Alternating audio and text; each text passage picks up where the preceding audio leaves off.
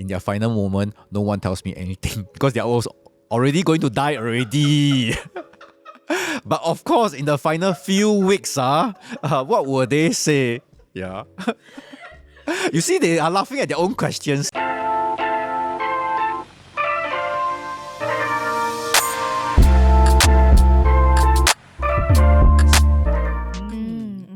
Okay.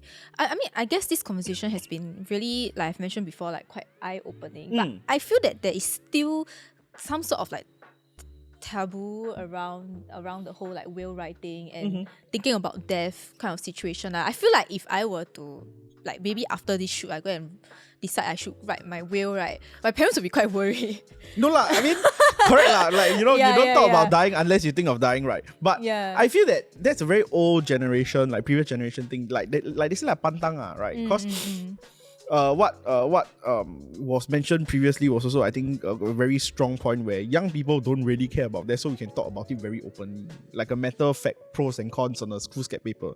But if you're like critically like ill, right? That's literally gonna be the first thing you think about when you wake up. Am I gonna die today? And that's why you don't want to talk about it anymore, because you know self-manifestation. We like talk about it really well. And I think that we are now in a generation in which we are horizontally educated in such a way that we can see multiple views. We may not be smarter, but we are just more broadly educated that conversation can happen with our pantang minds kept at the back. And let's be real about this. Like, okay, we can have this conversation. Then after that, 讲完了, sign 完了, 你再pantang 带回来, you own self go and scare yourself, it's really okay. But it's quite important. But I guess technically, I wouldn't say that the mindset has switched that much to the extent where we are all open about talking about death lah. I mean, I can think of a few people in my life who probably would choose not to talk about it.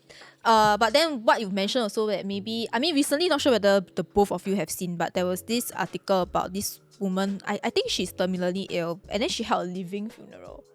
Yeah, which I thought, I don't think it's a new concept. Maybe it's not a new concept, that I might be wrong, but it's something that people generally don't do. Because she's still alive, but she's holding a funeral for herself while she's still alive, which I thought was quite interesting actually. Not sure whether you saw that article before. Yes, there are quite a few of it, and I think we call it a celebration of life rather than calling it a funeral. And why I'm so passionate about this topic is that for many young families, when you're expecting a newborn child, when your wife is pregnant, we will spend the 8-9 months thinking about it, planning, going for health checkup for this child. We spend so much effort in a new life, in the creation of a new life. But on the end of it, are we going to spend as much effort celebrating the life of that individual who has been around for 80 years? Is it worthwhile to spend that 8-9 months reflecting, thinking, and supporting and sharing the life of this person who has created huge impact to the people around us? I think that this is one view shared to me by my board game professor in uni. If you think about every year you've lived as one level in a video game, man has 80 levels. Why do we celebrate only the 79th? 他已经 max level 了leh. So you need to like, bro, congratulations, max level. You finally get to rest. You don't need to wake up tomorrow whether considering, oh no, what if my stocks fall? Oh no, what if tomorrow got new disease? None of that matters to you anymore. You've completed the game called life, right? So we should celebrate it. And it's very hard to convince other people to like, hey, look on the bright side. Death is not about the fact that your favorite person is now no longer with you, right? It is very hard to divorce that notion. But I think, again, like what I said, like funerals for the living, then if you care about the person that much, you should celebrate the person, right? Keep the good parts. Remember that last time he used to be a clown. That's why you're like close friends with him and stuff like that. Don't go and think about the fact that, he cannot clown with me anymore. Then let him live vicariously through you. Like, you be the clown now. You get what I'm trying to say. And I think we need to be more, not say open, we just need to understand the fact that our minds can change around this, because fearing it and celebrating it doesn't change a thing. You take action about it, that changes a thing. So no matter where you stand, as long as you're willing to take the first step to take action, then everything will naturally fall into place. That's what I choose to believe. Though I still think that perhaps it's a bit easier said than done, I guess. Like to say that, yes, we should be celebrating the end of life, celebrate life, right? But it's very easy to say that. But I just cannot imagine maybe having to attend one or having to do one for myself. So I just can't imagine it. I don't know. It's just me. I just feel like I can't imagine it happening. Okay, so this is personal experience. I at the start of the show, I did say, I got only CPF, I got nothing to plan. I've done it, right? I know what my will looks like. At the end, one of the things that my lawyers was laughing at was, I told him that when the casket is there already, right, everybody sit down, then like whoever read the eulogy already, right, they need to play the MP3 of me going, Kong Kong Kong, hey, 我要起来了，为什么你们这样? And I believe that it is important to let my friends and family know that it's okay, right? Whatever I've done to impact your life, now it serves as your memory. Move on. It's okay one. I am not, 我不是 protagonist. I don't need to live in your lives forever. But I'm glad you're here. To remind me that I am here. Also, like if I have children, please go and take the things and do fun things. Because it's very selfish of me to be like, haha, now I am the father. I'm just going to keep all this in my grave so that in the future, some archaeologists can dig up and put in a museum. No lah. Just go and have fun with your thing. Because when I was young, that's what I wanted to do. And if I have the opportunity to give to the next generation, do it. One of these days, you're going to think about the fact that death is coming. But one of these days, you're going to get over it. That there is nothing you can do. So whilst you're alive, go and have fun with it. And then also make sure that you die already, don't AOE damage. No, everybody need to worry about you. No, you just go and sort it out first. Then it's an automatic system, right? Everybody who's there put in place to go and sort it out your system already. Then everybody happy, fun time. If not, imagine they set already, still have to worry about this. Then they double set. Then, wow, you then burden. Yeah, I mean, I guess also another question that I wanted to ask Bernard, right? Because you are doing this for a lot of people. How about like for yourself? You have already also have do you have that somebody like who is able to do it for you? I mean, I don't know. I'm just thinking like she's now very sensitive about the topic still. Like don't let her touch it. But yeah. Like, do you have somebody to help you? Is your estate like properly planned? Yeah. There is a plan to it, but I must tell you that I haven't had a chance to live it out fully. Why so? It's because I think I started to train many estate planners with me in my whole team. But I haven't had one who really does that whole part, including accompanying the dead body through that whole process. I would love to train much more people, and I'm always ready to train. So that's a small gap that we still have. Right now. You set your own standard. You offer quite a niche. You set your standard way too high for yourself. Now very hard to find somebody who can also do the same for correct. you, lah. But is it smart to do it in stages, or is it smarter to like what you say, like sort it out once, then you review it often? It can be in stages, there's no worry about it, but we always need to come back to review this whole process. And I can tell you, once we start to look at estate planning, it is deeply reflective. You start to think about many questions that you may not be thinking about. Like example, I mentioned just now, who's going to be guardian of my children? My children so naughty leh. The guardian is quite a bad job. And I also don't know whether the guardian will be paid for this job. Who's going to be the willing participant? Exactly. What executor? What if I appoint the guardian now? She say okay. At the point that she say not okay, then how? Xiao liao. Got do like never do like that. Okay, true. Oh, fair. Yeah. That's why you have to review it. Okay. Okay, so we let's end off the session with one final question. Yep. Okay.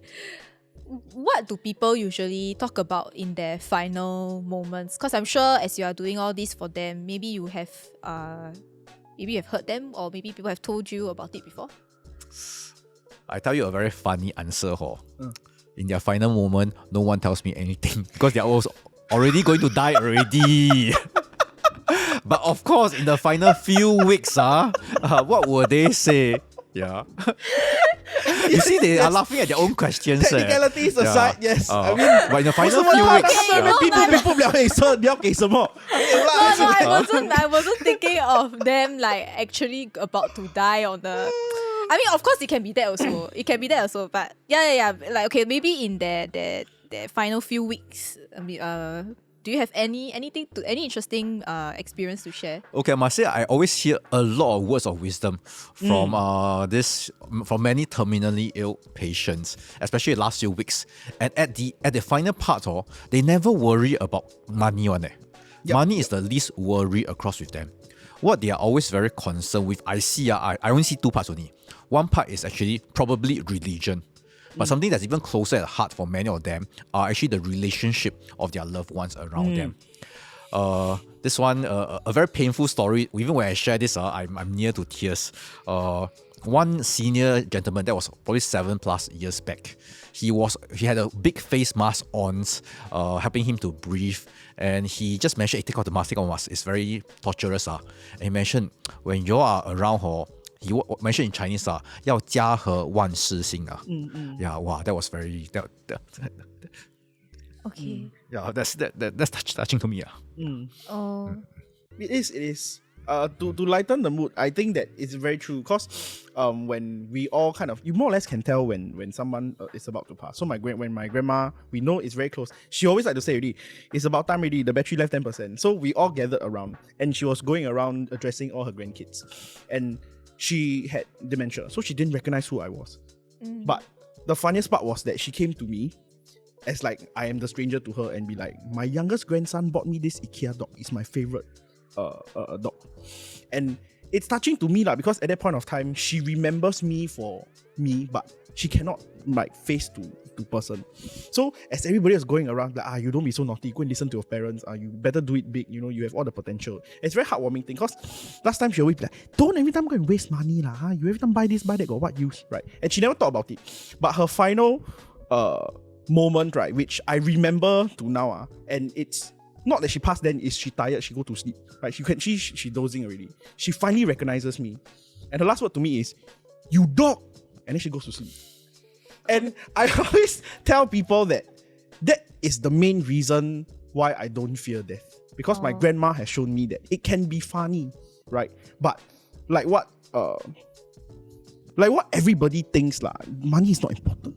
Yeah. It really isn't. I mean, I know that both of you have shared like very sad stories, but I don't understand the Chinese phrase that he said. It's when the family is actually harmonious. Yes. Yeah, everything will be prosperous. So harmony is important. Yes. You just live together, breathe together. Harmonious as a relationship. Like I know it was very sad and all, that's why I didn't want to like ask what it meant, but yeah, okay. I take the comedic transition out. If not, you will never know. Of course, actually, this senior gentleman who said that was actually my dad. Okay. It's always this kind of like close family members that will teach you lessons that you... because a lot of lessons are unfortunately we learn from media, from friends and stuff like that. Then it's only when it matters and it comes in. And it's a small time. It's always that short lesson that has the biggest punch. But you learn it and you will remember it forever. And I think in the grand scheme of things, right, instead of having... let's say if I am the person who's doing estate planning, I should plan it now so that when I go, I can actually give nuggets of wisdom instead of worrying about, hey, did I do my will? How much this guy get?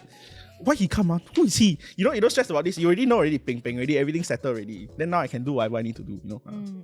Okay I guess actually that kind of is all the questions that we prepared for you today. Thank you so much for coming down here. I know the last part probably quite emotional, right? But actually the point of doing this podcast interview was really just to understand a bit more about the importance of estate planning, and then also your very interesting side hustle as an embalmer, right? Not everybody, like you said, there's a very niche add-on service for your clients, right? And also we also talk about life and death, so it's not that taboo, or it's actually not that difficult to talk about death or end of life. If you want to be able to talk about it openly, you can. Yes. Just as long as you basically be able to plan your what you want to leave behind properly, Correct. Right. So it doesn't cause too much quote unquote confusion, confusion for the people that you have left behind. Yeah, so I guess that's actually all. For Bernard, I guess maybe if you have any final words of advice for people, then we can end it off there nicely, this interview. Yeah. I guess we need to start to confront this topic of end of life. It's really not as scary at all. Yeah. Hey, Ian, Shun, maybe a challenge to throw forth to you all. Maybe I should conduct a visit to Xinmin Road for both of you. What are we going to do there? I have no idea. For those of you, if you are reading or watching this on the podcast, I don't know, maybe you can comment to what Shuen should be doing over at Simming Roads. We will take you there. Series, yes. Okay. Yeah, confront I'm always open for an outing, but of course, what are we going to do there? Yeah. Okay. Will you want to selfie in a square little box with a mirror in front of you? Or a glass piece in front of you? Oh. If you have claustrophobia, that will trigger things. Yes. Okay. That one, maybe we discuss another time. Stay tuned. We don't know what will happen, yes. But definitely not going to be the last time that we'll see you on iFAST TV lah. Thank you so much for coming Thank you, down Bernard. to share your experience with us today. Yes. Thank you for having me around. Yeah. Thank you. Thank you. All right. Bye.